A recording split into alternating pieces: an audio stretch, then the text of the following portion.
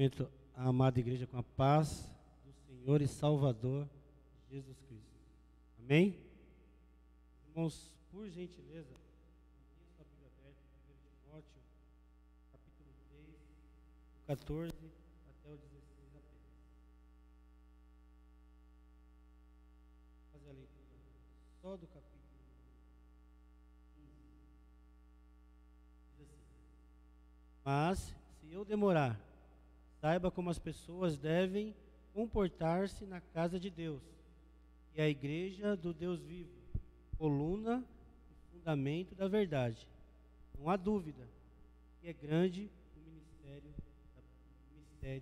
da piedade.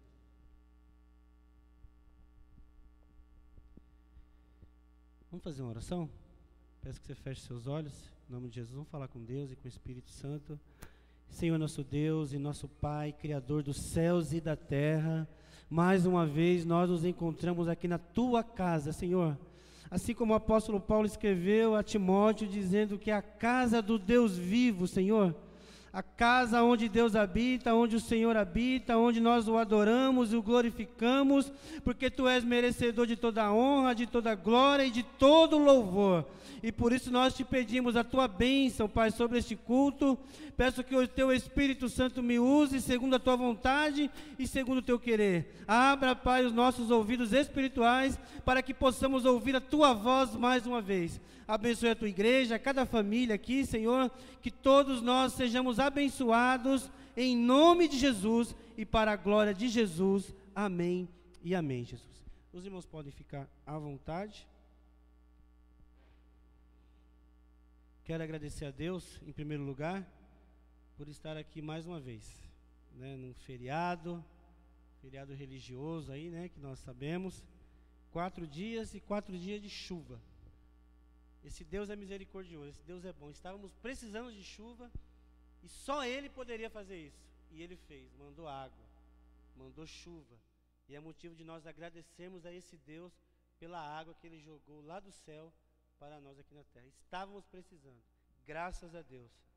E eu quero agradecer ao pastor Marcelo, que me fez o convite, agradecer a vocês, o pastor Raimundo, que é amigos, nós somos amigos há um bom tempo, e agradecer a todos vocês que vieram, né? Eu tenho certeza que o Espírito Santo trouxe vocês até aqui, para ouvir não a mim, mas a palavra dele. E eu quero que a palavra de Deus, ela seja pregada, para que nós possamos sair daqui edificados com a palavra de Deus. E eu pensei, já que nós estamos nesse feriado religioso, onde as pessoas estão caminhando a pé, né, indo aí via Dutra aí, até chegar lá na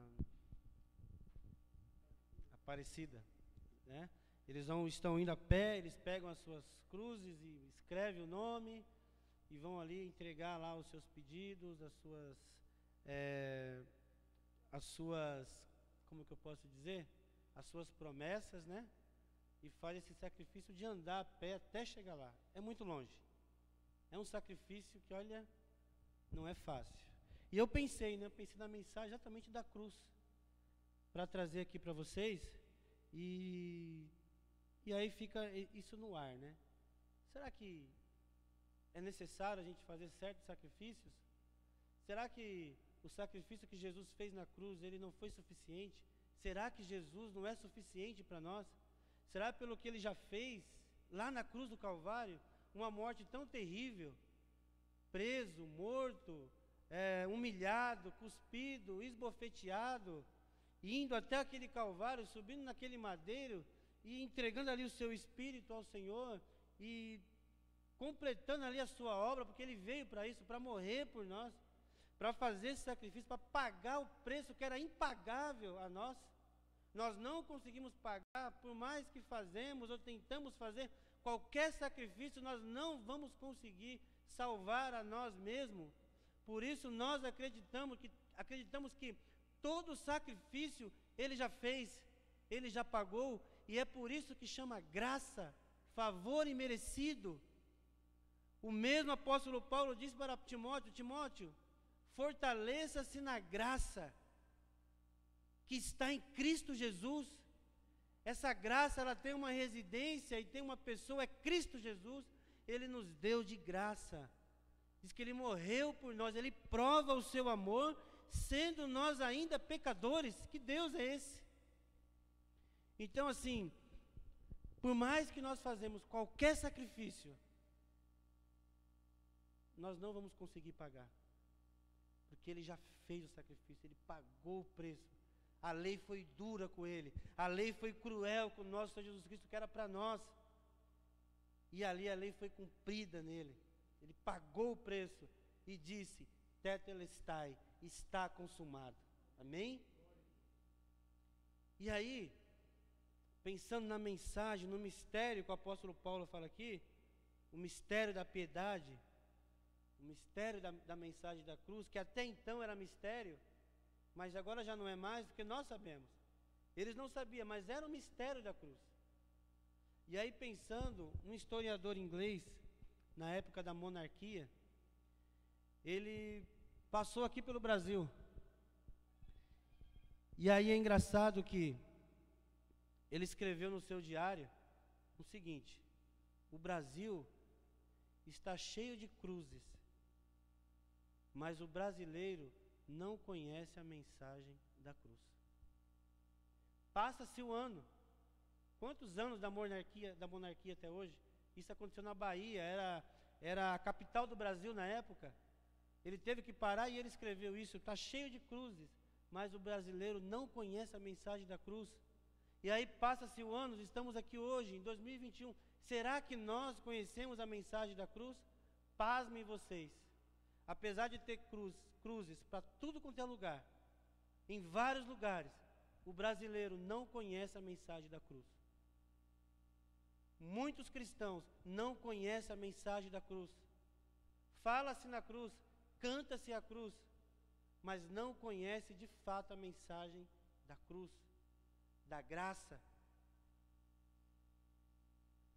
E aí, eu queria conversar com vocês da seguinte maneira.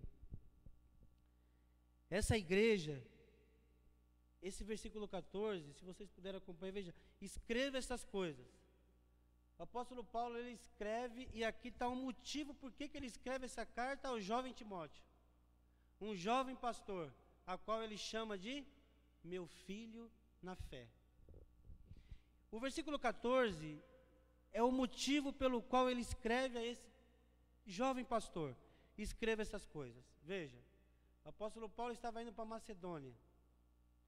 Timóteo ficou na igreja em Éfeso, uma grande igreja. 30 anos mais ou menos tinha Timóteo. Apóstolo Paulo, pelo que a gente lê aqui, ele queria ir, mas talvez ele não ia chegar a tempo para organizar a igreja, para dar algumas lições para a igreja. Aí ele fala assim, ó: em breve,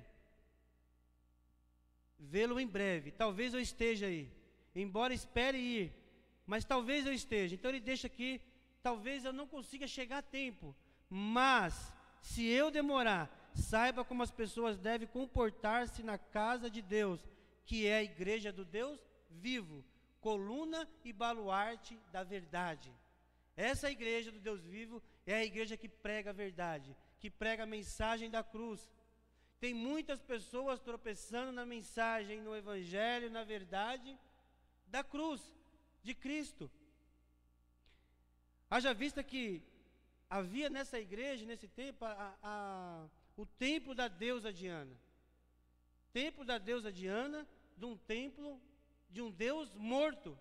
Porque a deusa Diana é um Deus morto, que não tem vontade, que não olha, que não enxerga, que não anda. Mas era um templo poderosíssimo, enorme.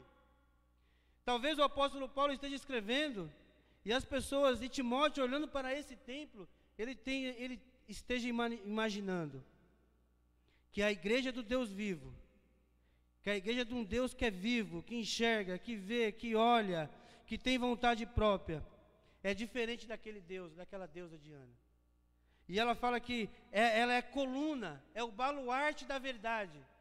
Essa igreja do Deus vivo, ela tem que pregar a verdade, ela tem que defender a verdade, ela tem que ensinar a verdade, até o fim.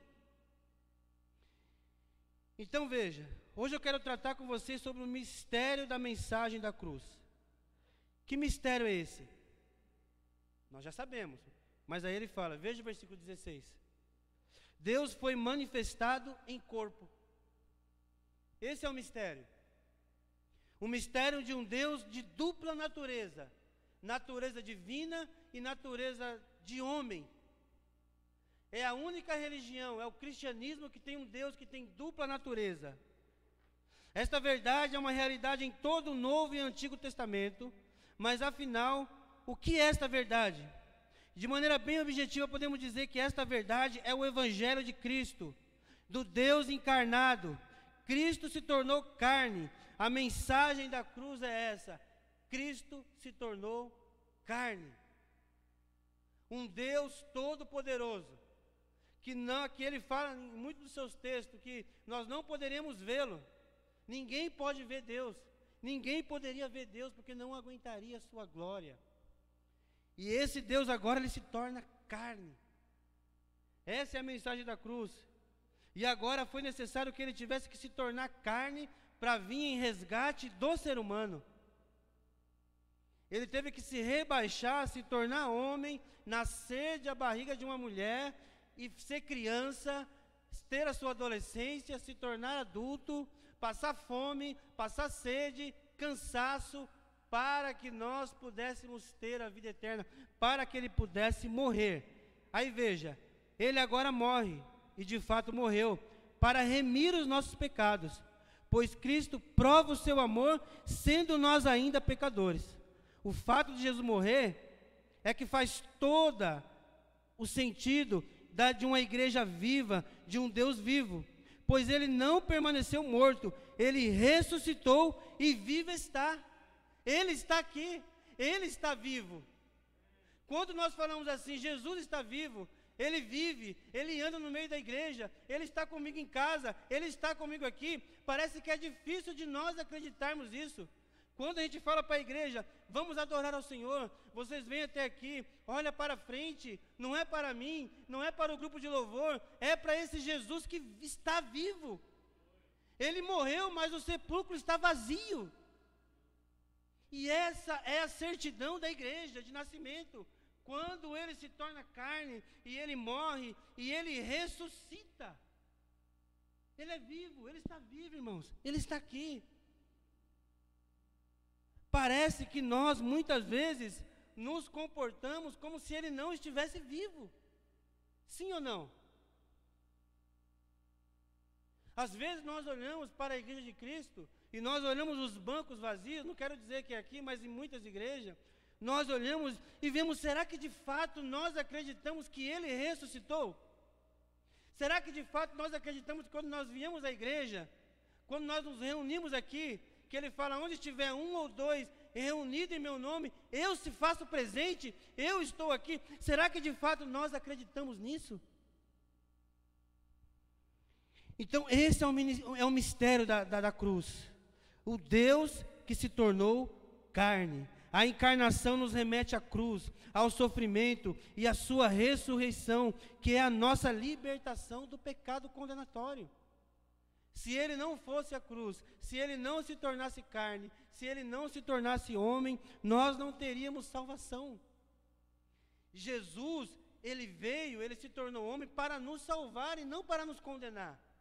Ele veio para nos salvar de uma ira a qual nós já estamos. Nós já estamos debaixo da ira de um Deus poderoso, de um Deus que vai derramar essa ira e não está prestes a derramar. E só estarão livres dessa ira aqueles que aceitaram a mensagem da cruz, aqueles que aceitaram esse Deus encarnado, aquele que confia que realmente ele ressuscitou e vive pelos séculos do século. Se nós não acreditarmos nisso, irmãos, tudo se torna em vão. Se Jesus, se a mensagem da cruz não estiver nas nossas reuniões, se a mensagem da cruz não estiver aqui no púlpito, se a mensagem da cruz não estiver ali no louvor, se a mensagem da cruz não estiver em nós, não faz sentido, não é a igreja do Deus vivo. Porque nós pregamos um Deus vivo. E o apóstolo Paulo fala assim, eu não me vergonho do evangelho. Por quê? porque é poder de Deus para a salvação de todo aquele que crê. Só há salvação em um nome, e esse nome é Jesus Cristo. Ele fala: eu sou o caminho, eu sou a verdade e eu sou a vida. E ninguém vai ao Pai a não ser por Ele, a não ser pela cruz. Precisamos passar pela cruz, precisamos acreditar na mensagem da cruz. Muitas pessoas hoje não querem saber da cruz de Cristo, mas ela é símbolo da nossa redenção. No primeiro sermão de Pedro, quando ele está pregando lá em Atos 2, que é o primeiro perdão, quando o Espírito Santo desce sobre a igreja, que Pedro ele prega o primeiro sermão, ele diz assim: vocês o mataram. Não é assim que ele diz? Vocês o mataram, mas Deus o ressuscitou dos mortos, rompendo os laços e o poder dos agrilhões da morte. Ele ressuscitou. E essa é a mensagem da cruz. Ele está vivo, o Verbo se tornou carne e habitou entre nós. Vimos a sua glória, cheia de graça e de poder. Cristo está vivo, o túmulo está vazio, e nós somos a comunidade que adoramos esse Deus vivo. Nós somos a igreja que pregamos esse Deus morto, mas que ressuscitou e está vivo. Certa vez, um homem parafraseando, um escritor, parafraseando um dos evangelhos. Eu achei tão engraçado isso. Olha só, ele disse o seguinte: quando havia um barco em um mar, e ali um homem sentado dentro desse barco, cansado, cochilando, porque ele havia pregado muito, havia feito muitos milagres, havia ensinado, e ele estava cansado no barco descansando. O Deus homem descansando. E aí ele continua parafraseando, dizendo o seguinte: de repente veio uma grande tempestade, um vento muito forte, e as ondas começaram a se levantar, e aquele mar ficou bravio, uma grande tormenta. O Deus homem que estava ali cansado se levanta, e ele diz para o vento: acalma-te. Diz para o mar: acalma-te. Imediatamente o mar se acalma e o vento se acalma. E aí o grande paradoxo que ele escreve é: um homem, Deus, cansado, mas com todo o poder. Amém? Esse é o grande paradoxo. Esse é o grande sentido e o grande mistério da cruz, a qual nós não conseguimos explicar, de um Deus que tem dupla natureza, de Deus e de homem, que teve sede, que teve fome, que cansou, que chorou, mas que tem todo o poder. Ele diz para aquele vento: se acalma, e ele imediatamente se acalmou. Esse é o nosso Deus. Cansado, porém com todo o poder. É Deus, é o Deus que se encarnou. Certa vez Tomé, que não acreditou que esse Jesus havia ressuscitado, Jesus apareceu para Tomé e disse: Tomé, vem aqui, toque nas feridas, toque aonde os pregos entraram, porque Tomé até então não acreditava. Tomé se achega até Jesus e ele toca. Quando ele toca, ele cai de joelhos diante de Jesus e fala: Rei meu e Deus meu. Amém? O Deus que se tornou carne, morreu, ressuscitou e agora está vivo. É Deus que andou com os discípulos, que andou com os apóstolos, que conversou com os apóstolos, que dormiu com os apóstolos, que comeu com os apóstolos, que jantou com os apóstolos, que tomou café com os apóstolos, que ensinou os apóstolos. É um Deus que veio em resgate do homem, é um Deus que veio em resgate do ser humano, e a única solução que Deus na sua majestade e soberania, Ele falou assim: você vai se tornar carne, bebê, uma criança, um ser humano, para que você possa remir os pecados do ser humano. E tudo isso foi por causa do amor de Deus. Este outro mistério, que é o mesmo mistério, o Espírito Santo testificou sobre o Filho. No seu batismo, Mateus 3,15, respondeu Jesus: deixe assim por enquanto, convém que assim façamos, para cumprir toda a justiça. E João concordou. Assim que Jesus foi batizado, saiu da água, naquele momento os céus se abriram e ele viu o Espírito de Deus descendo como uma pomba, pousando sobre ele. Então uma voz do céu disse: este é meu filho, a quem eu me comprazo, a quem eu amo. Na ressurreição, o Espírito Santo estava ali também. Romanos 8, versículo 11. E se o Espírito daquele que ressuscitou Jesus dentre os mortos habita em vocês, aquele que ressuscitou a Cristo dentre os mortos também dará vida aos seus corpos mortais, por meio do seu Espírito que habita em vocês. Esse Espírito Santo testificou na ressurreição de Cristo. Foi o Espírito Santo que ressuscitou Jesus. E é esse mesmo Espírito que vai nos ressuscitar. Na sua ascensão, quando Jesus estava subindo para o céu, veja bem, João 16, versículo 13. Mas quando o Espírito da verdade vier, ele os guiará em toda a verdade. Não falará de si mesmo, falará apenas o que ouvir, e lhes anunciará o que está por vir. Ele me glorificará, porque receberá do que é meu, e tornará conhecido a vocês esse poder que ele exerceu em Cristo, ressuscitando dentre os mortos, o fazendo assentar-se à sua direita nas regiões celestiais. O Espírito Santo estava ali quando ele ressuscitou. O Espírito Santo estava ali quando ele foi batizado. O Espírito Santo é o autêntico glorificador de Cristo.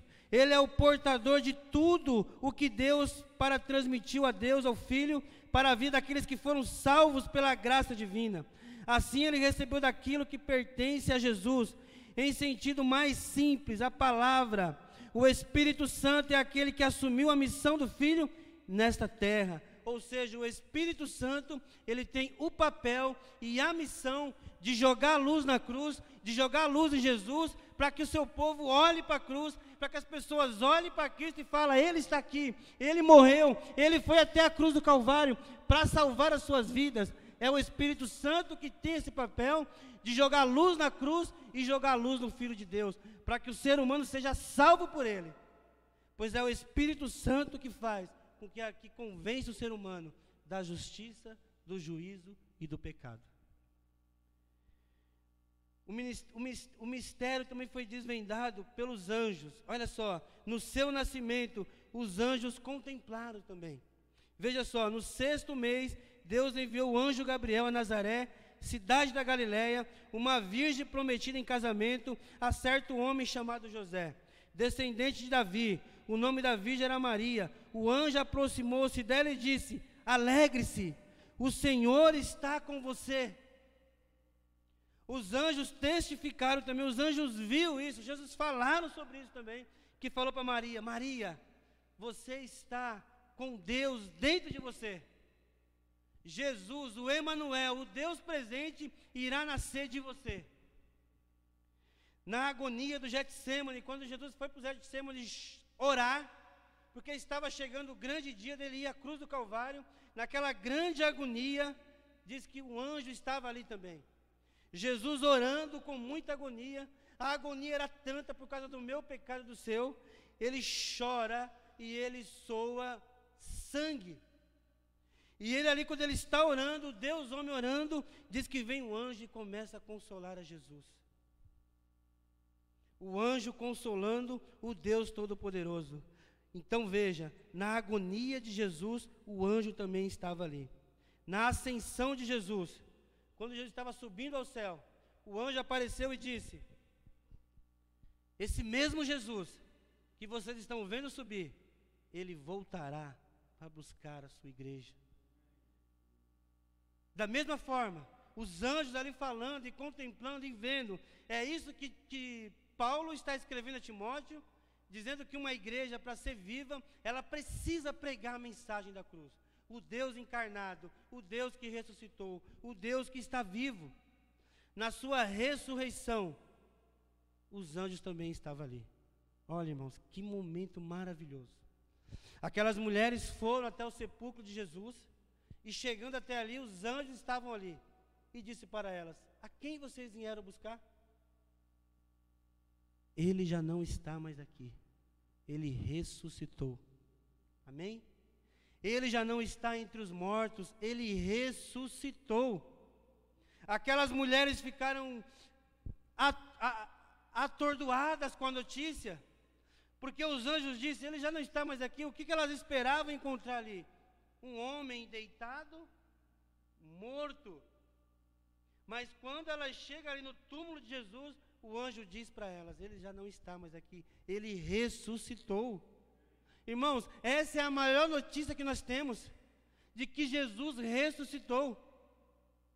Isso é basilar na igreja de Cristo, a ressurreição do Filho de Deus, para garantir e para atestar a nossa redenção e o perdão dos nossos pecados. E é por isso que faz todo sentido nós irmos até a igreja, chegarmos até aqui, lotar essa igreja, lotar, não ter lugar para sentar, porque não é o pregador e não é o grupo de louvor, é Jesus ressurreto que está aqui, é a Ele que nós adoramos. Como eu disse, parece, e às vezes nos comportamos como se Jesus estivesse morto ainda. Não, irmãos, Ele está vivo. Vocês precisam sair daqui com a certeza, Ele está vivo. Ele vive, Ele está aqui, precisamos crer nisso, irmãos.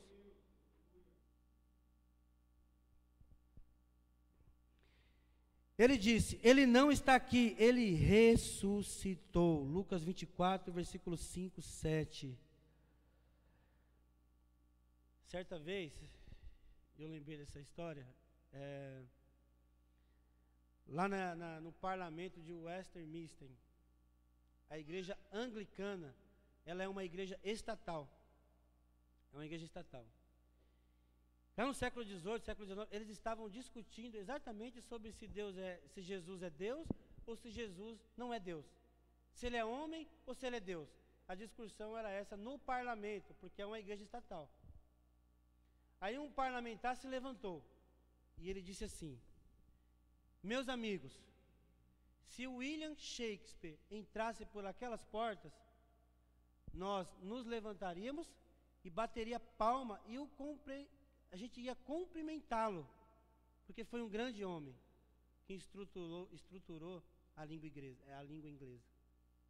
Mas, se Jesus Cristo entrar pelas portas, nós vamos ficar de joelhos e adorá-lo pelo esplendor da sua glória. E aí, a igreja de Cristo, não é que Jesus entra por ali a qualquer momento, Ele está aqui. Porque senão nós não poderíamos acreditar, quando Ele diz, onde tiver um ou dois reunidos em meu nome, ali eu estou presente. Você pode orar, você pode clamar, você pode abrir o seu coração, porque Jesus está aqui. Você pode entregar os seus problemas para Ele, as suas dificuldades, seja ela qual for, porque Ele conhece. Ele viveu entre nós, Ele se tornou homem, Ele viveu as nossas paixões, porém Ele não pecou. Mas Ele conhece o que eu vivo, o que você vive. Ele sabe quando você está na sua casa, o que está passando nos seus familiares, os seus problemas, as suas angústias. Ele sabe. E Ele quer que você acredite e ore, e fale com Ele, tenha uma intimidade com Ele, não só aqui, mas na sua casa, no seu trabalho. Mas aqui é o lugar onde nós nos reunimos para adorá-lo. Vocês vão para a sua casa. E aqui é um alimento onde nós, como comunidade do Deus Santo, de um Deus vivo, nós nos reunimos aqui. Você vai sair, você vai ir para casa. A palavra de Deus fala assim, que nem só de pão viverá o homem, mas de toda a palavra que sai da boca de Deus. Vocês lembram do maná, lá no Egito? Você pegava hoje, poderia comer amanhã? Não. Amanhã era um outro novo, não era assim? É a mesma coisa, irmãos. Hoje vocês estão recebendo um maná, mas amanhã vocês vão precisar de outro. Vocês não podem vir aqui só esperar sábado e domingo. Vocês precisam se alimentar desta palavra de Deus na sua casa, no seu lar. Ser alimentado por essa palavra de Deus. Esse mistério também é anunciado e depois aceito por muitos gentios. Jesus foi pregado por todo mundo, ele ainda é pregado, muitas pessoas ainda estão se rendendo a Cristo, muitas pessoas ainda precisam se render a Cristo. E esse Jesus, ele foi pregado em todo mundo, ele é pregado em todo mundo. Neste momento existem muitas igrejas pregando esse evangelho, pregando esse Cristo encarnado, que morreu e ressuscitou. O grande problema de Satanás e de algumas pessoas é que Jesus se tornou carne, morreu, mas ele não permaneceu, ele ressuscitou. Isso é um grande desespero de Satanás e de alguns, porque é a única religião que tem um Deus que morreu, viveu e está vivo. Você não vai encontrar em outra religião um Deus vivo.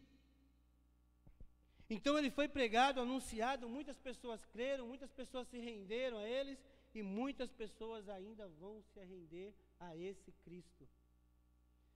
O mistério é, ele foi levado ao céu e assentou à direita de Deus, e ele reina. Amém? Ele reina, irmãos. Ele é rei. Não é que ele é um rei, ele é o rei dos reis.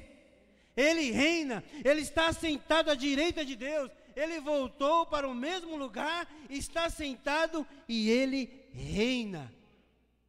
Diz lá em Isaías que ele está sentado no seu trono e os anjos cantam: Santo, Santo, Santo é o Senhor dos exércitos. Santo, Santo, Santo é o Senhor dos exércitos. Ao consumar toda a sua obra aqui na terra, Jesus ressuscitou em glória e comissionou seus discípulos a pregar o evangelho em todo o mundo, a toda a criatura.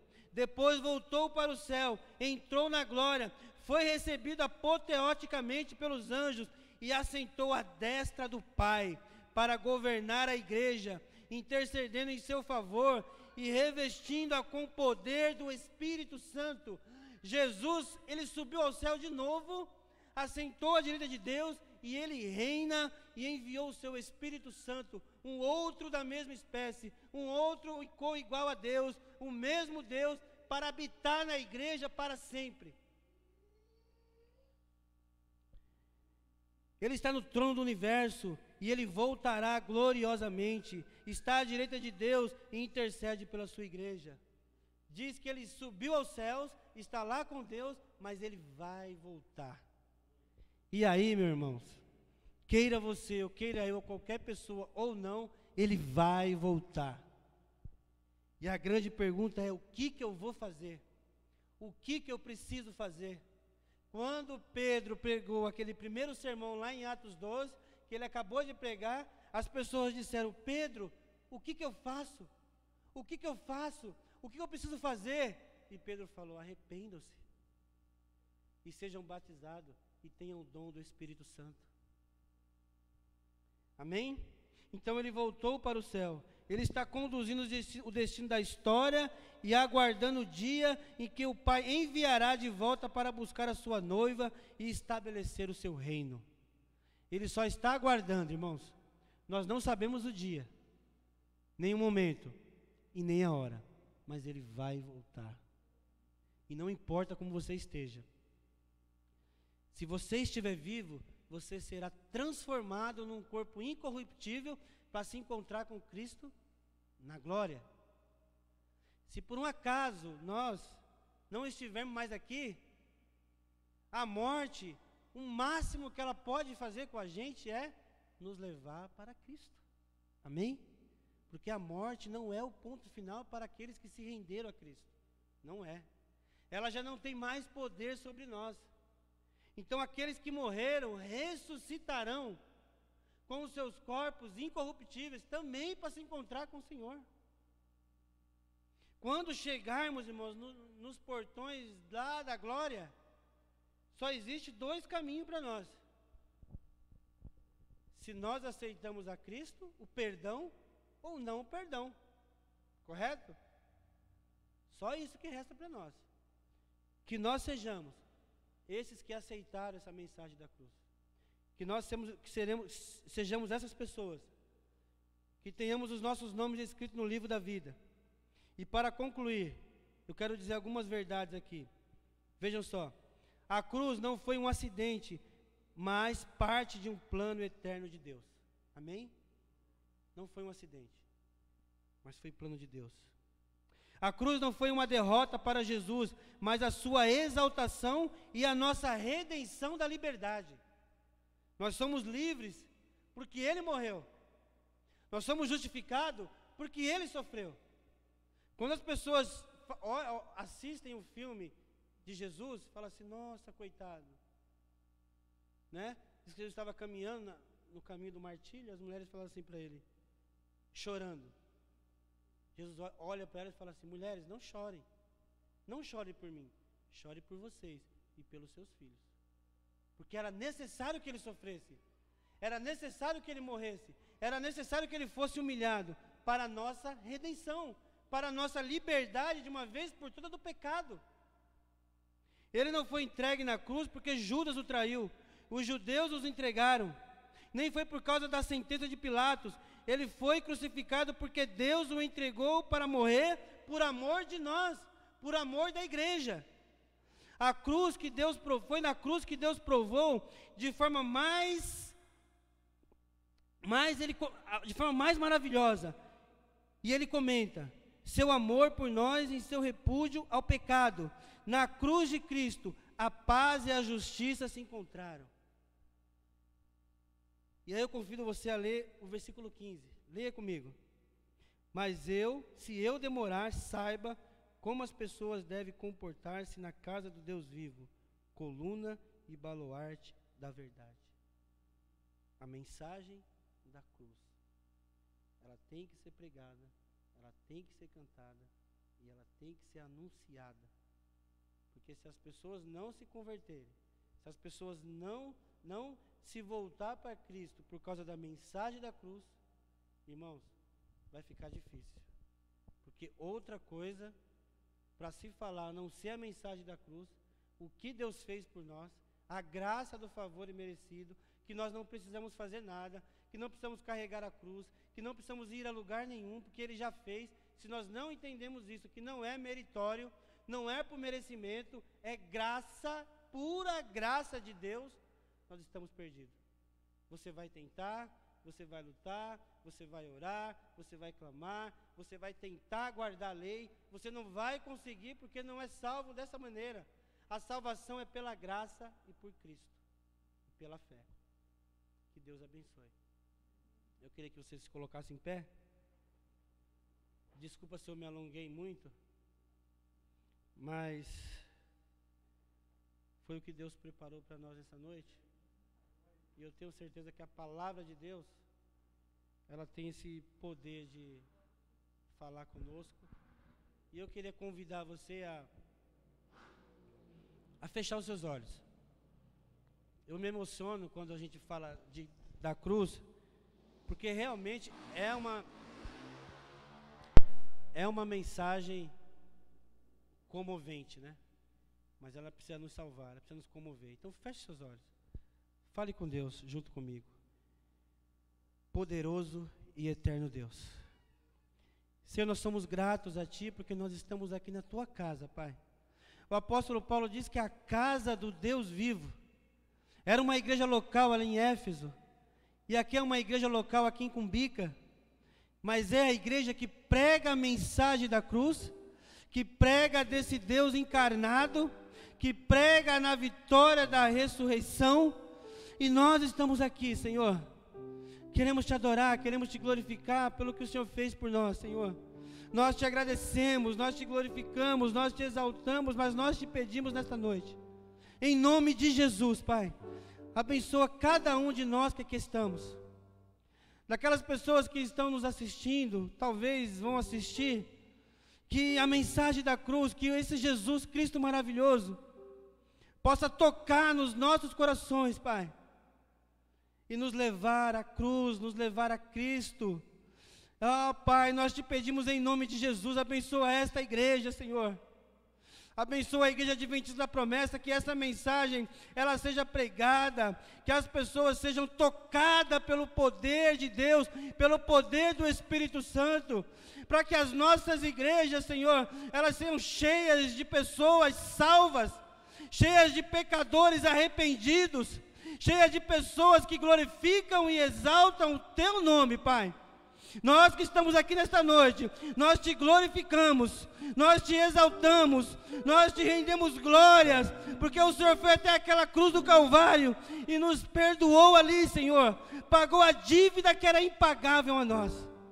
Obrigado, Jesus, obrigado, Deus, obrigado, Espírito Santo, permaneça conosco, nos leve para casa, Pai, nos leve até que nós venhamos a retornar aqui de novo.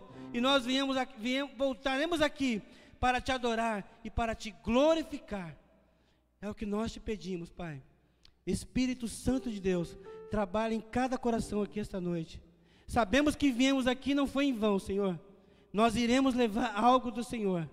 E é isso que nós confiamos e Te pedimos em nome de Jesus. Amém e amém, Jesus. Muito obrigado. Obrigado, irmãos. Que Deus abençoe.